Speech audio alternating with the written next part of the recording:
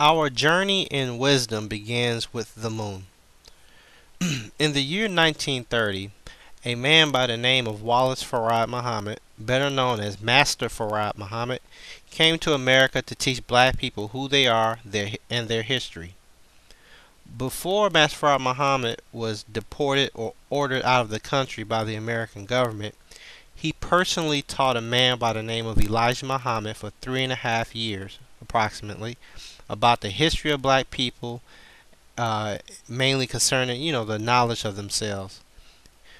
The following teachings about the moon that we're going to discuss was taught by Elijah Muhammad, started in the 1930s, and was published in 1957 and 1965 in his books called The Supreme Wisdom and Message to the Black Man. Now, NASA didn't reach the moon until July 20th, 1969. So the information that the Honorable Elijah Muhammad received from Master Farad Muhammad came nearly 40 years earlier in 1930 or 1931. Okay, so let's look at this. Elijah Muhammad taught us that the moon was originally part of the earth. 66 trillion years ago, as we are taught, a black man wanted everyone on the earth to speak the same dialect. Okay, when he could not accomplish this, he became very angry and decided to destroy the earth and everyone on it. So what he did, as was taught to us by Master Farad Muhammad, this black man, 66 trillion with a T years ago, he drilled a tube in the earth towards the center of the earth, very near the center of the earth, and he filled it with dynamite. Now, the dynamite that this black man used in his efforts to destroy the planet was 30 times more powerful. Was 30%? I should say 30% more powerful than the dynamite we use today.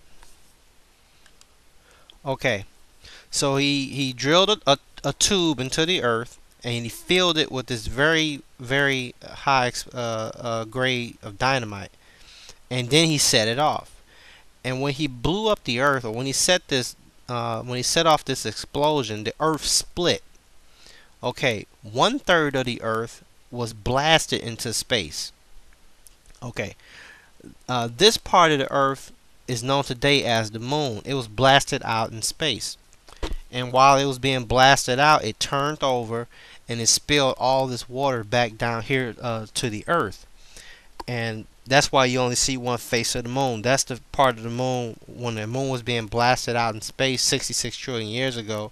It went spinning, and when it slowed down and stopped spinning, the water that was on that part of the earth came back to this part of the earth, and the moon. So the face that you see of the moon today, that's the face that stopped spinning 66 trillion years ago. But let me get back to the point. Now that was 1/3 of the earth that was blasted out there. Okay, so if this was 1/3 of the earth, so there were people there. So everyone that was on that part of the earth that got blasted away into space, they were killed. Okay, and the Honorable Elijah Muhammad told us that we were lucky to be on this part that remained on the other 2/3 part of the earth that remained. He said that the words he used, that we were lucky. The people that was on the moon, or on 1/3 of the earth that was blasted away, they were not so lucky. They didn't make it. Their civilization, the building, they were killed. Okay, now. He also taught us that before this event took place, before the moon was blasted out into space, the planet Mars used to be our moon.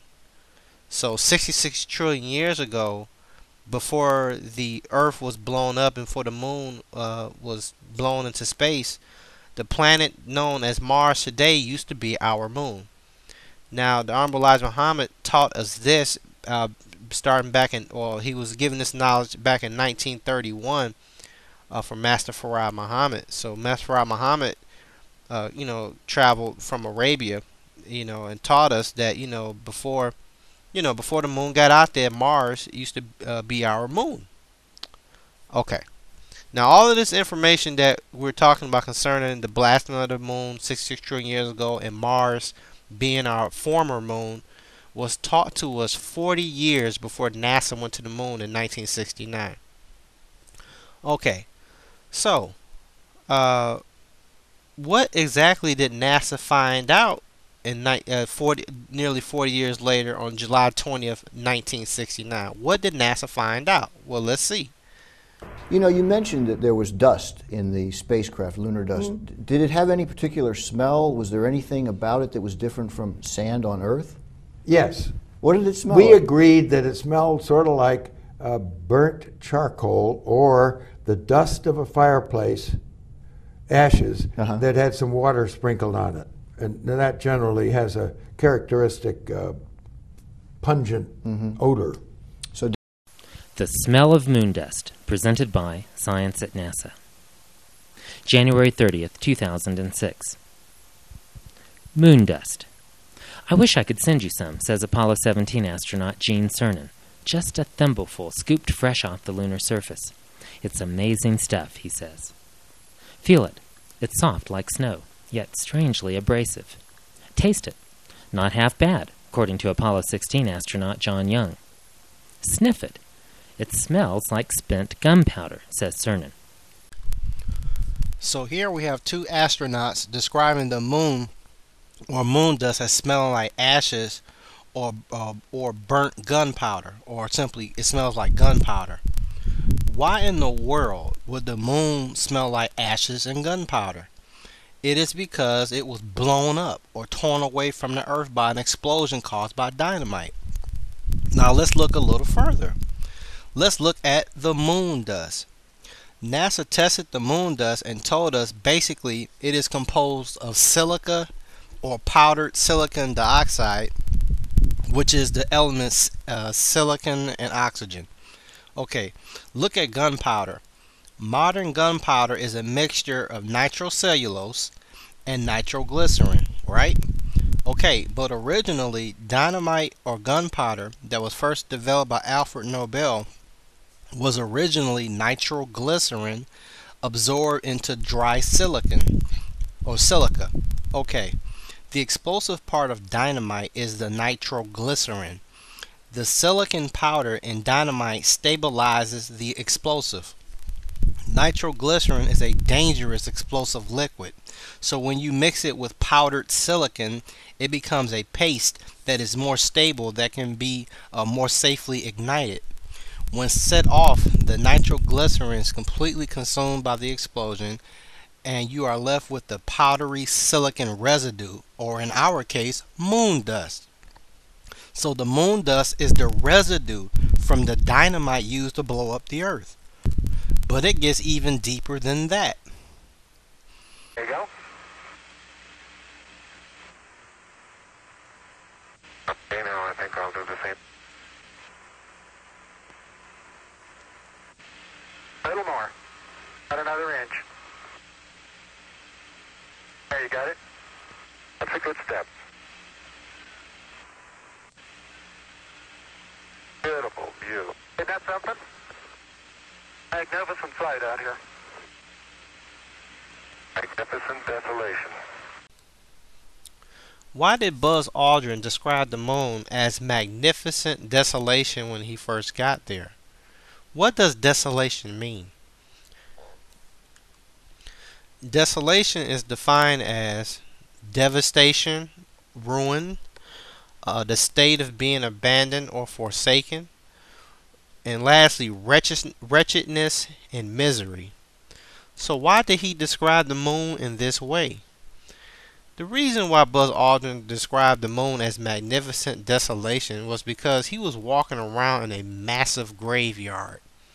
If the moon was blasted away from Earth, then millions of people died on it when the explosion took place.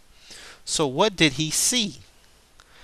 Well, He's seen bones and skeletons of millions of human beings that had died there. So let us understand what he was really saying. Magnificent desolation. When we say something is magnificent, we're saying that it's great. So this is what he was saying. He said he's seen great desolation. He said he's seen magnificent desolation. He's seen great desolation. In desolation, he's seen great devastation, great misery. This is what he was saying. So when you listen to people such as astronauts and people that run the world, you really have to listen to the words they use. There's no mistake. They're not prodigal with the words they use. You have to pay these people attention. He described what he's seen as magnificent desolation on television, and unless you're wise and was paying attention, what he was saying was, I seen great devastation. I seen great misery. Okay, so where's my proof of this? Well, let's look at one of the leaked NASA pictures of the moon. I know it. I'm telling you, you showed a lot of things at Joshua Tree that were mind-boggling. But when this photo came up, I tried to tear it apart. I tried to just do whatever I could. Just not again, Richard. Here we go. No, this one is too compelling. In terms of size, would you say it's about the size of a human skull? I can not only say that, I can prove it. The mission didn't take place till, they claim that the first time man stepped on the moon was July 20th, 1969. And we have a picture of a human skull on the moon. Now, where did this skull come from? Okay. But it gets even deeper. Remember, I told you that Elijah Muhammad also told us that Mars used to be our moon before the Earth was blown up 66 trillion years ago. The Honorable Elijah Muhammad started teaching us this in the 1930s. So let's have a listen to what the scientists of today have to say about Mars nearly 70 years later. This is Dr. Tom Van Flandern, a PhD in astronomy from Yale University. Listen.